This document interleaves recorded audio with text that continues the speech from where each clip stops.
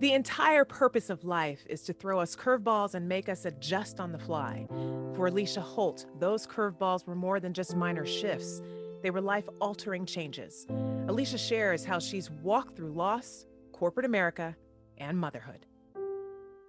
The climb to the top feels so good when you get there. Is it just us, or can it feel lonely sometimes, even when you're successful? And who defines success anyway?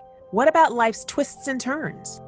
We've learned a few things along the way, and we're ditching the culture of competitiveness. Bringing together women from different backgrounds to share their stories. Let's do this together. Welcome to Think Tank of Three podcast. Hi, I'm Risha Candidate Kapousuris, along with Julie Holton and Audrey Fink. We are your Think Tank of Three. And we are so excited to introduce you to today's guest. She is the epitome of woman powering through. She's the marketing director for Frederick Wildman & Sons Wine Importers, having been promoted to that position from senior brand manager after she was first lured away from Mars Incorporated. And while she is pushing her way through corporate America, she's also a mom to a 10-year-old son. Without question, this is her priority position, but it changed dramatically when her husband passed away 6 years ago. Alicia, thank you so much for taking the time to be with us here on Think Tank of Three podcast. Thank you so much for having me. I'm super excited to be here. Glad to have you. So excited to speak with you. Alicia's a very good friend of mine. And so this is exciting always when we have someone that we are extra connected to on our show. So let's get into it. A Black woman in marketing, and not just in marketing, the marketing director. This matters, Yes. especially today. Walk us through it, Alicia. How did you make your way? Well, to be honest with you, it was kind of a stumble. It wasn't something that I necessarily, I was on the path to do that. I, like so many young people, were trying to figure things out. I actually started back in research. I was in food science in undergrad.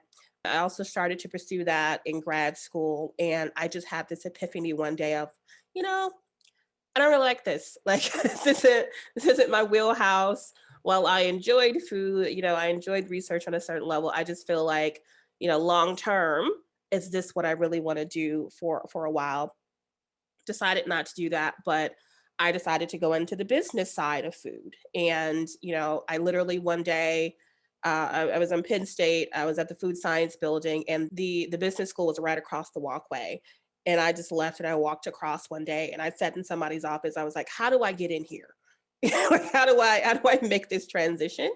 And I was able to do that. And I ended up getting my my business degree from Penn State, and that's kind of my step into business. I love how you describe that, like, literal change of walking across to another building, like that, the vision that puts in my head of how many women right now who are listening, who are in the process of making some of these major life changes and these decisions, and to be able to see how you literally took the steps to say, how do I do this other thing instead? How did that feel for you? I mean, like, here you are, and it's hard to think back to, I think sometimes, like, to college, and maybe you recognize, maybe you didn't, what a big shift that would be in your life. What did it feel like to make that change? It was a little scary, but I knew I had made the right decision. Sometimes you say you don't know what you want to do until you do it, and then your mind is like, oh yeah, I feel good about it. That's Absolutely. what made me be like, okay, this feels right. This is the right decision. And my mother had said something to me before, which was that, when I was younger, I remember I got my first job at 15. And I remember her being kind of against it in this. And she said to me, you have all your life to work. And I was like, what do you mean? Like, I'm like, what? It seems like a duh statement, but that was in the back of my mind when I was on this path. And I was like, if I'm going to be doing this, for a long part of my life, do I want to do this? And it was like, no, I Hmm. don't. And that was always in the back of my mind. So when I was moving to different positions and I decided to make that decision, and I actually was able to get into business school, it was like, do you think you could do this for, the rest of your life? And in my mind, I was like, yeah, I really think I can. And that's what made me really feel like, okay, I've made the right decision. To have the the mental capacity, the mental awareness at that stage in your life to ask that, let's face it, very deep question, is this something I can see myself doing for the rest of your life? Because you're what at this point, early 20s. Yeah. You're not you're not ask most are not really asking that question. They're just kind of, you're supposed to be just kind of figuring out what it is. I want to do this. I want to go travel. I want to go find myself. And but you're asking a question, that existential question, can I see myself doing this for the larger, for the long haul? And that's a pretty intense introspection at that time in your life. Because I wanted to be happy. I wanted to be happy with what I was doing, right? And I knew that, let's face it, all four of us could actually do a lot of things.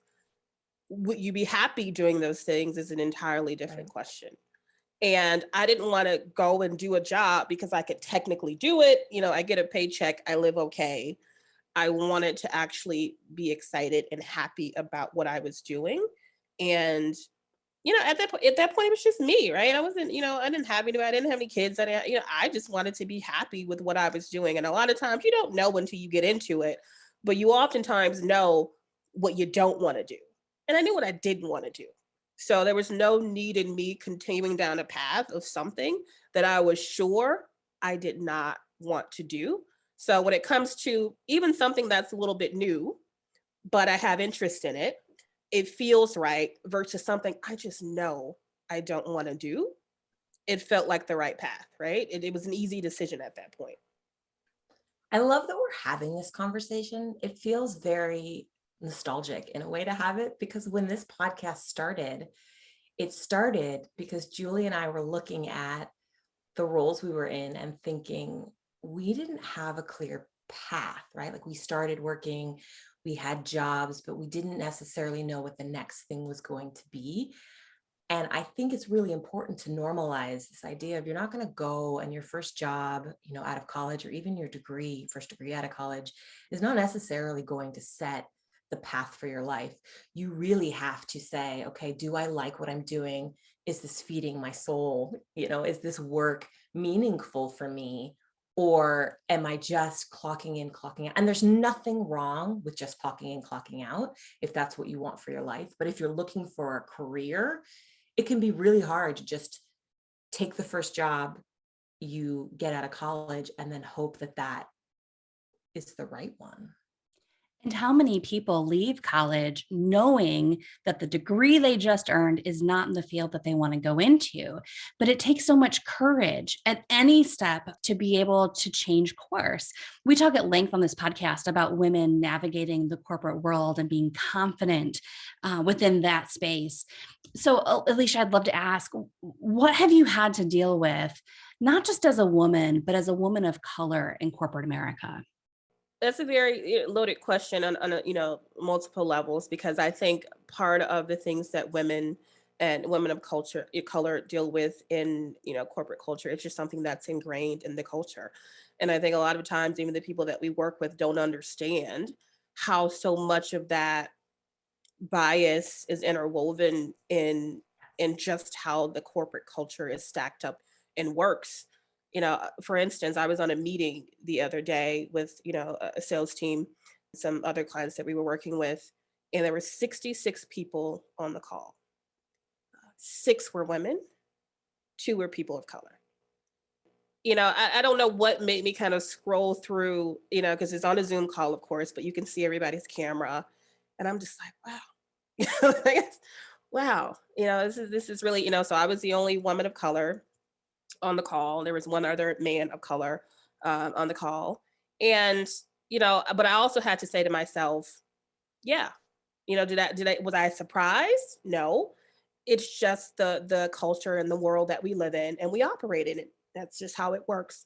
I think what I didn't understand coming in was how political corporate culture is. With research, I have been that type of person that felt like the work will speak for itself. Nah, it's not necessarily how it works, right? You think that's how it works. If I do a good job and I do what they tell me to do, and my output is, XYZ, that'll be enough to move up. And it's just not going to be. And I had to come to that realization really, really early on. And then I had to figure out, okay, so how do I succeed? If I like what I'm doing, but I feel like either I'm not getting any kind of recognition, I'm not getting any kind of, shine, I don't see any upward mobility really happening. I'm recognizing that the people around me don't see me as a leader. How do I have to make that shift? And then I had to do some real soul searching to kind of figure that path out.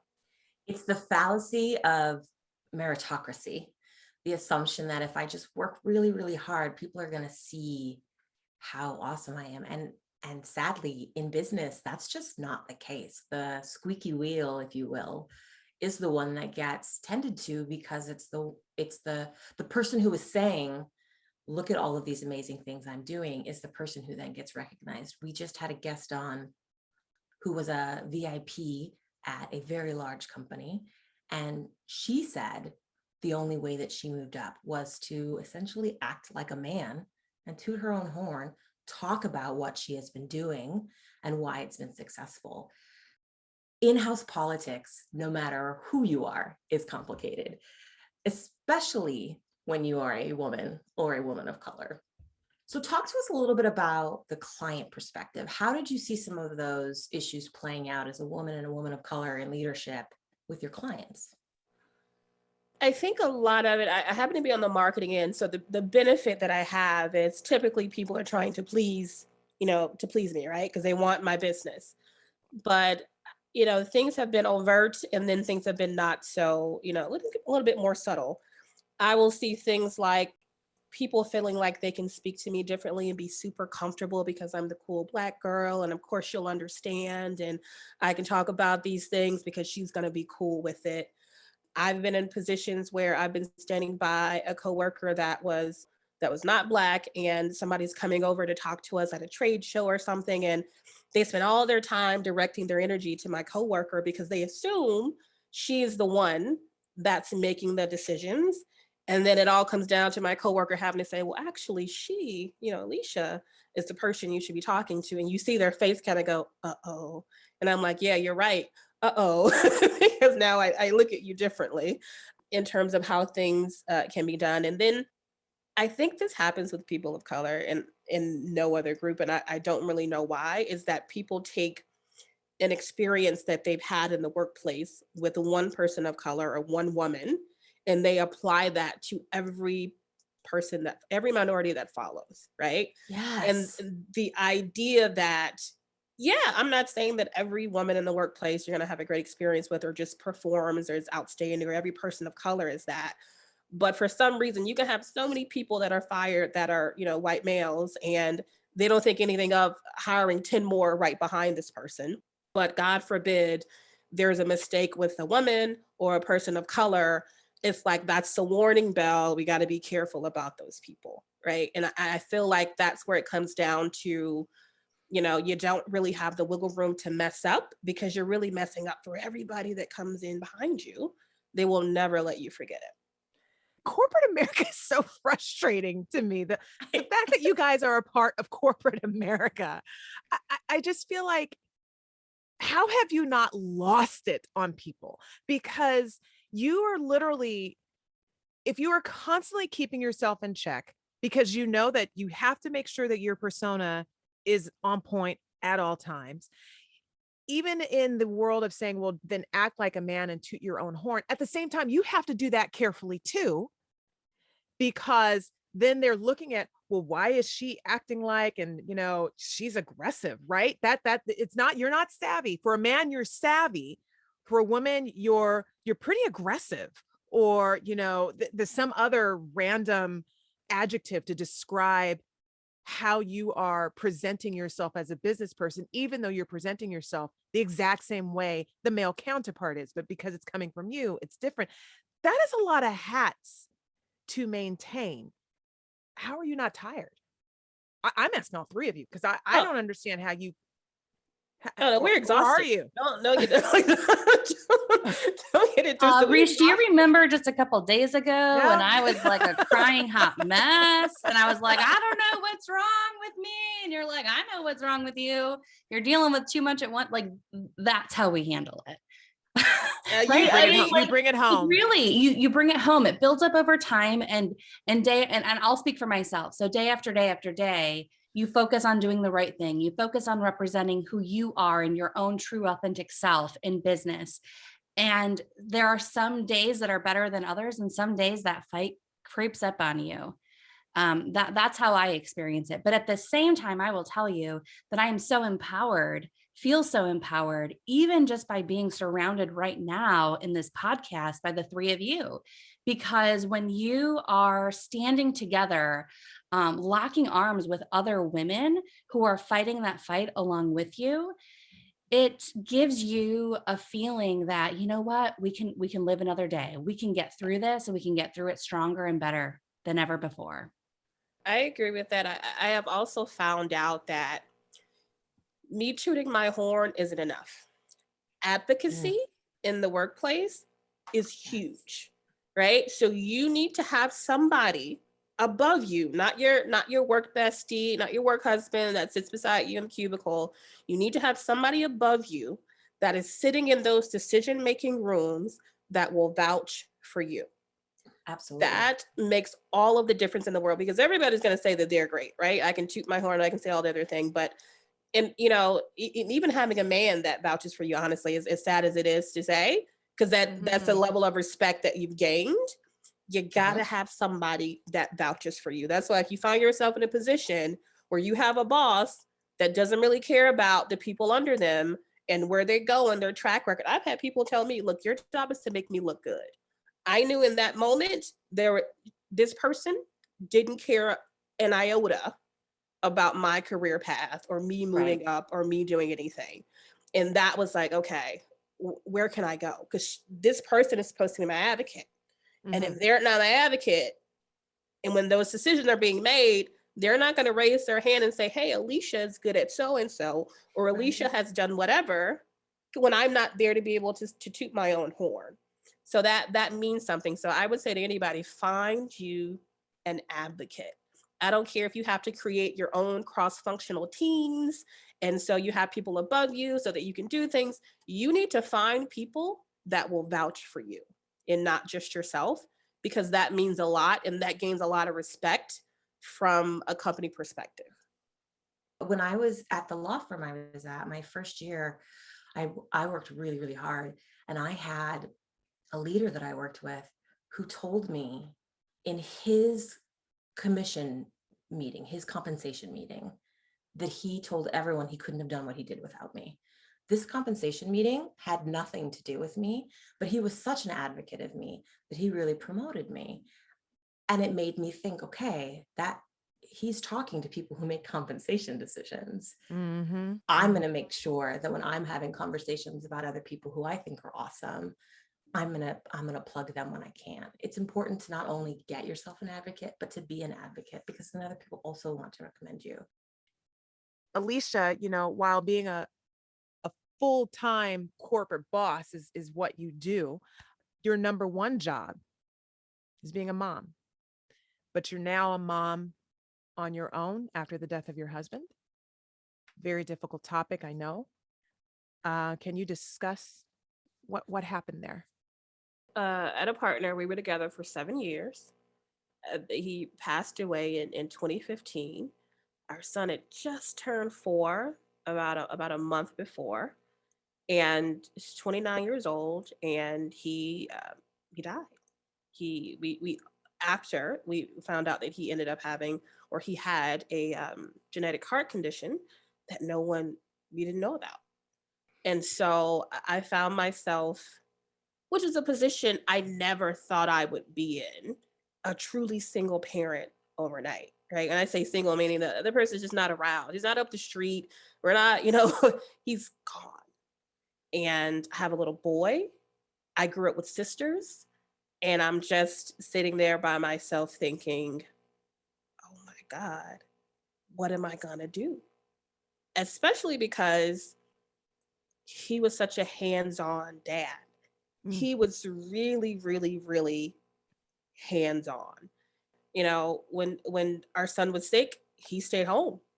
He was the one that stayed home and took care of him, and did those things. he was the person that took him to his first, time to see Santa, took him to his first, the beach, the first time. I remember it was like 11 o'clock at night. And we just had our son, and he was only a few months old, and he wanted to go to the store, and he grabbed our son, and I was like, where are you going? He was like, well, we're going to the store. I was like, well, it's 3 months. He's not your wingman. Put him down. I was like, put him down. Like, go. That's how much he took him everywhere, right? They just had this really, really, really tight bond. And I just found myself being like, I was just overly distraught. My father had passed away, and I felt like nothing could be worse than that. And then this happened, and I just didn't know what to do. And I just found myself in a very precarious situation of being a single parent, having a full-time job, not having a second person to help, not having a second person that did a lot of the heavy lifting when it came to our son around, thinking about financial stability long term, because all these things were happening overnight, and you don't have time to think, because guess what? Tomorrow the sun rises, and you got to keep going, and you just got to figure things out. And I was really lost for several months, just trying to figure things out. Alicia, your son was so young when he lost his dad. And what a blessing that they had been so close before his dad passed. How did you help your son deal with his grief and his loss while you were experiencing your own? Initially, I don't know that I did the best job of that, because I couldn't really find a North Star in terms of how to deal with it. The first thing you do is try to figure out, well, what do the books say? And what is, do I have somebody I can talk to? Jamel was 29. We were young. Mm. I didn't know anyone who had lost, a partner that young and was left with a child. My mother was a widow. I had older people that were widows. I didn't have anybody that I felt like I could talk to that would truly understand, what I was feeling. I tried to do some, grief groups with Dorian for younger kids who had lost parents, and obviously the mothers were there. Really, for people who had lost, a partner, and I think that helped, because Dorian didn't have anybody, even at his school, right? Because when his friends were talking about, oh, my dad's not here or my mom's not here, they meant divorce. They didn't mean they had passed away. What I also didn't realize is that because I was immediately struck, I assumed that my son would be immediately struck. And unfortunately, because he was so young, you have the conversation, daddy's gone, he's not going to be coming back. At 4 years old, they're not able to comprehend forever, right? Right.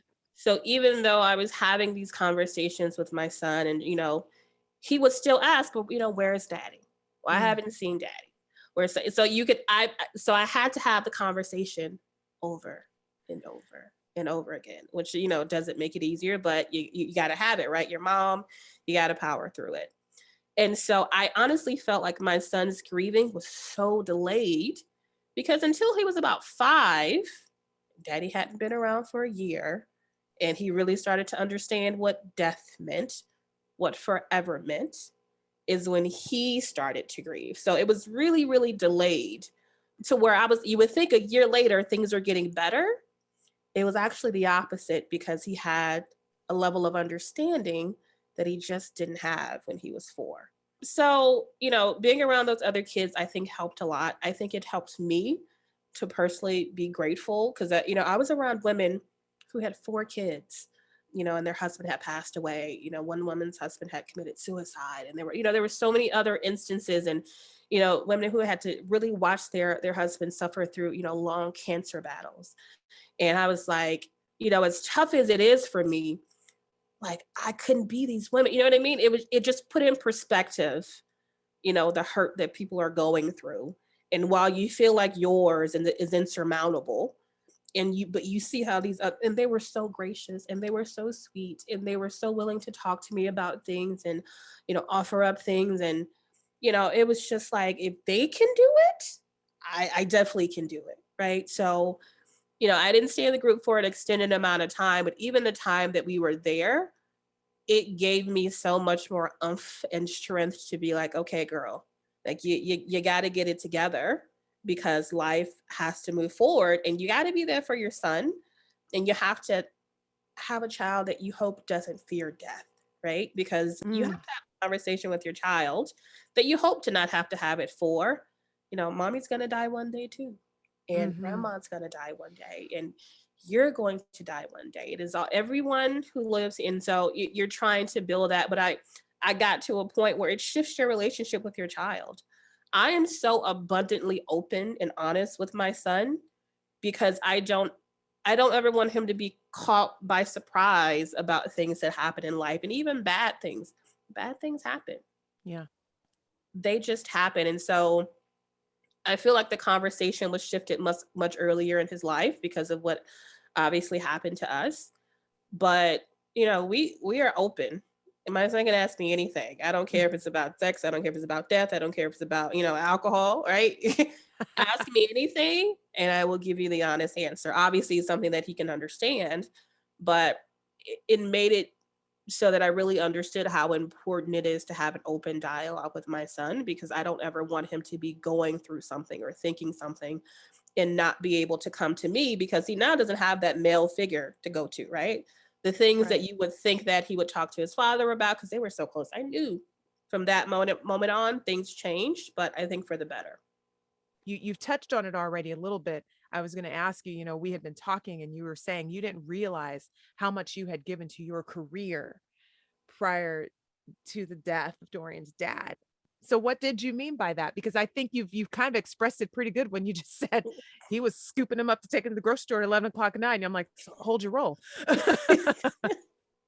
I think it was very unconscious on my part, but because I had a partner that was so all in on being a dad, I did not realize how much of the quality time and kind of building of relationships that I kind of had left to him. I was leaving the house at 7 a.m. I wasn't getting home till 7 p.m. My son was going to bed at 8.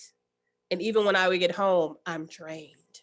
I've been at work all day. I don't feel like I can handle it. So I would take, 30 minutes to decompress. And what did I have with my son? 30 minutes. I even left maternity leave early to go back to work because I was like, I've been out too long. Like, not prioritizing, like, this is the time, this is the only time you really have with your child to kind of build that bond. I was like, 2 months. I need to go back. Like, what if work is too much? It's going to mount and somebody else is going to do this. And, at the end of the day, they were just fine. Right. It was me feeling like I needed to get back, or how would it look if I was out for too long? Those first moments that I wasn't a part of because I decided, well, I don't want to not go to work, or I have some work to do. I regret a lot of those moments because, me being now much more seasoned, have been in the workplace for a while. I feel like there's no reason, we don't cure cancer. I know sometimes our jobs make us want to think that we're doing something that will save the world. We don't. I sell wine, right? And before that I sold food. I'm not doing anything that's going to save anybody's life. And at the end of the day, if I don't do it, somebody else will. But I just felt like I had to. And I prioritized a lot of work things, even when my work didn't always ask me to. I can't even put it on the job all of the time. It was me feeling like I had that responsibility to do that and to show up, where I missed out on moments and time in creating, bonds and memorable moments when I really wished I had not done that. Alicia, you obviously had this really big shift happen to you, where you were forced suddenly to reprioritize, right? Like what you're talking about, and focusing on yourself and your grief and your son after this death. I'm sure there are a lot of women listening who are hearing what you're saying, and it's resonating in some way about this balance of work and the rest of life, or work and children, or work and partnership, whatever that might be, whatever that balance is. And I want to point out that you are still this badass woman who is the marketing director at, this amazing, wine importer. So I'd love to hear your thoughts on what does that balance look like? Because I know you had this shift happen to you and you had to respond on some levels, right? But you still had a lot of choices to make about what you would prioritize moving forward. And you still have this amazing career, but yet I can hear it in you that you are also this incredible mom who has navigated this journey in a way that puts your son first and your relationship with your son first. So, how are you balancing both? I think a lot of it honestly was a mental shift. It was about what I thought I had to do to succeed versus what was actually required of me to succeed. Right. So, I had to come to this realization about work and work life balance and really prioritizing that from my perspective and holding myself accountable to that, as well as the people that I worked for. I had to set up healthy boundaries with my work life balance, right? Stop answering things after a certain amount, after a certain time of the day. Stop over promising to over deliver, to get it in sooner. Be realistic about expectations. I couldn't degrade my output, right? That still had to happen, but I started having to reshape how I worked and how I communicated with the people that I was working with. I got, more, Risha talks about the tribe. It's a real thing, right? Getting a great sitter to help you to make sure that, for a while, my son couldn't do anything after school because, okay, I got to work. I can't get you there. I can't get you so and so. Making sure that he wasn't deprived of things because of my work, right? So there's still a balance. Of course, he can't do everything, but making sure that my son's needs are covered first. And that is not just financial, it's emotional, it's social, making sure that I was like, we're going to have a vacation every year. We hadn't done that yet. It was just like making sure that we're having that time to create moments together and that I'm prioritizing him over everything else. I love my job. I love what I do. I love the people that I work with, but they're replaceable, right? There's always another job, there's always another opportunity. The time that you have with your family, as I well know, you always think you have time to do it differently later. You don't always have the time. I had that realization happen to me. And so I was like, I'm not going to waste any more time not building those moments and prioritizing my son. I love that. I think, well, I don't think, I know there is an unspoken expectation that you are supposed to parent like you don't have a job and work like you aren't a parent. And to hear you find that balance and to really put the work in its place. Work is important. It pays the bills, it puts food, right? It's how you take care of your family, and it is just a job. I love seeing how that your sense of self is so strong and so clear, and that sturdiness and that commitment to it's just a job has really served you and your family. How would you tell others to find this? How would you help other women find this in themselves or build this for themselves? How did you get that sense of self?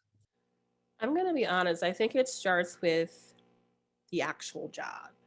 And from my perspective, your job is a relationship, right? And it's a transactional relationship. And Yes. you need to make sure that they're not getting more from you than you're getting from it. And so when you are living and working in a space, I tell people all the time, and maybe that's is overconfidence, maybe it's, people feel like it's too much, but I'm like, when I interview with somebody, they're not just interviewing me. I'm asking Mm, questions, I'm interviewing them. Are they the right people to serve the type of life that I live? And I came to the conclusion I prefer to work in smaller companies. And it's really about, kind of a little bit more about culture. And I know you're like, oh, you came from Mars. It's the third, like I did, but I worked on a smaller business within Mars. So we still kind of operated like a small company.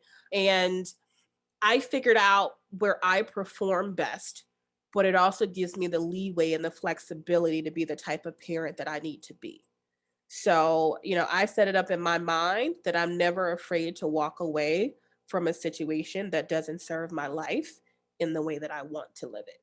That's how I feel. That's probably how I will feel for forever. I'm not ever afraid to walk away because this transactional relationship needs to be balanced and it needs to work for both of us. The day that you're getting more out of me that I'm getting out of you, then I shouldn't be there. I think it's so common for people in general. I don't think this is just for women, to feel like they need to be grateful for their job, to feel like they owe their work a certain amount. I know I personally struggled with this in the past. My husband struggles with this now. Because your work in a lot of ways is your livelihood, because your career is in a lot of ways your identity, there's this attachment to it, like it's a meaningful two-way relationship. But so frequently we forget the two-way part and we settle for a really crappy relationship because we're giving all of ourselves to this piece that is so important to us. But at the end of the day, it's a company that may or may not put that investment back. And if you are not being invested in, you should not be investing back. Well said. Well said. But also, there is something about women balancing it a little bit more. There is Sure. something with, the fact that we're like, what did Alicia say? I went back to work early off mat leave because Yes. I was like, I don't want to be away from too long. And it's things like that men in general, they didn't have to worry about it because they weren't having the babies to begin with. We're fighting to get an equal paternity leave situation. But for the Not to women, it mention was equal always pay. equal pay. You're right. But for women, there's always that tipping point, that balance. Why I got to do what I got to do. I can't be away from long. I just had a baby, but you know what? I got a week. Let's go. Almost like we're still supposed to be grateful that we're allowed to work. We're allowed to be Yes. leaders. That's a whole nother Yes. podcast, but Yes. I mean, let's be honest here. Yeah, we're allowed to be in the workplace. We feel like we're still earning it. You earned it when you got the job. Now the Exactly. job has to earn you. Alicia, I think you've there's, said, go. I'm sorry. Go. I think there's some level of like respect, right? That women are always trying to earn in the workplace. And you feel like if, until you have that respect, nothing that you do will ever be seen as good as it should be, or as, better than coworkers. Like I've worked for people that couldn't even open an Excel file, let alone, it's like, but you're 3 levels above me. Like, how does this happen? And, that's what I realized too, which also helped me balance, it's not so much about the hard skills moving up as much as it is about the soft skills, right? Mhm. Yeah, But a absolutely. person is looking for somebody to be a leader. How often have we been with somebody and you're like, oh my God, all he does is delegate. He just delegates the work down. And I was like, yeah, he does. And he's gotten promoted and he's moved up because they see him as somebody who can manage, who can lead, Yes. can produce results, whether he's doing the results or whether he can motivate a team to produce the results. So it's not just about how well you can do that spreadsheet, how pretty your presentations look, how many hours you're on the computer. It's about, can you get to the point where you can lead an organization? Can you get to the point where people will follow you and you have results? And so once I stopped worrying about how great this data sheet was or how pretty my presentation was, and I started focusing on being a much more well-rounded employee, right?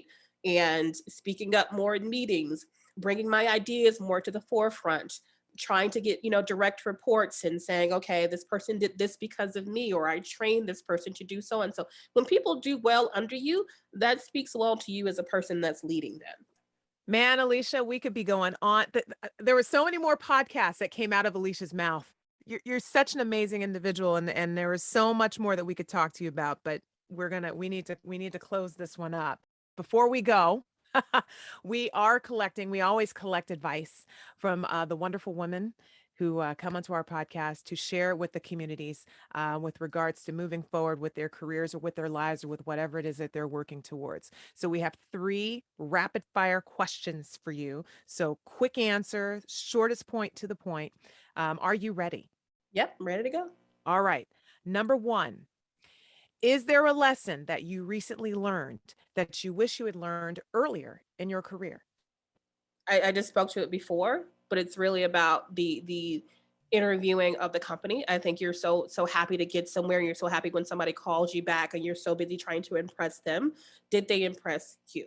How do they fit into your life? What's the work-life balance that you'll get out of that?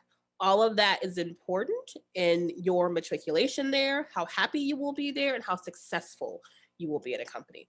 Everybody's not the right fit. So you have to treat everybody and interview the people that are interviewing you. You've given us a lot of great insight from all of the lessons that you've learned. If you had to boil it down to just one thing about your career, what lesson would you offer to another woman? Move with confidence. I think it's not really set up for you to believe in yourself or for you to believe that your work is good enough or that you're good enough, but you have to move with confidence and find your advocate. If you're working and you've been there for 3 years and nobody's speaking up and you haven't gotten a promotion, I don't care how good your work is, you need to go, because you don't see any positive movement. That means that they see you as a worker bee. They don't see you as the future leadership of the company, and, exit sooner rather than later. In today's professional setting, do you think there's one skill that women really need to have in order to keep themselves moving forward? I would say the skill would be communication. The hardest thing to do in the world is to communicate. People take words, they think they mean different things. You thought you said something, you said something else. Learn how to communicate, because managing up is how you will move forward in corporate America. It's not just about them managing you, it's managing up. What do they expect? What do they need? How did the people above you move up? And you need to be able to manage that relationship. Because if that relationship above you is not managed, you will find yourself stagnant and unhappy. I have heard that term before, and thank you for saying it now and reiterating it. Manage up. The majority of the women, honestly, who have come onto this podcast have kind of sat in that same realm of advice, but it is worth hearing it over and over and over and over again until it gets through people's skulls. Alicia, thank you so much. Can you share with us the best way for someone in our audience to connect with you, to talk with you? Perhaps they have a professional question for you. The best way is to contact me via LinkedIn. My name is Alicia, Alicia, last name Holt, Holt. Feel free to message me there. I'm always looking to network and obviously, talk to more people. If you need any advice or just want to talk, I'm always an open book. Alicia Holt, my friend, my love, thank you so much for joining us on this podcast. It has been an absolute pleasure having you with us. Thank you all so much for having me. I was surprised you wanted to talk to me. I never view myself or my experience as something out of the box, but I really appreciate it. And it's been a great conversation. It has been, absolutely. And that will do it for this episode of Think Tank of Three. If you have topics you'd like us to cover or guests you'd like to hear from, send us a message at thinktankof3@gmail.com. Subscribe to the Think Tank of Three wherever you listen to podcasts and connect with us online. We blog weekly at thinktankof3.com. Follow us on social media. You can find us individually on LinkedIn and as Think Tank of Three on Twitter, Instagram, and Facebook. Women, click to join our private group on Facebook where we can all share advice and articles. And if you liked what you heard in the podcast, share it. You can find Think Tank of Three on iTunes, Spotify, Stitcher, Google Play, Amazon Music, and SoundCloud.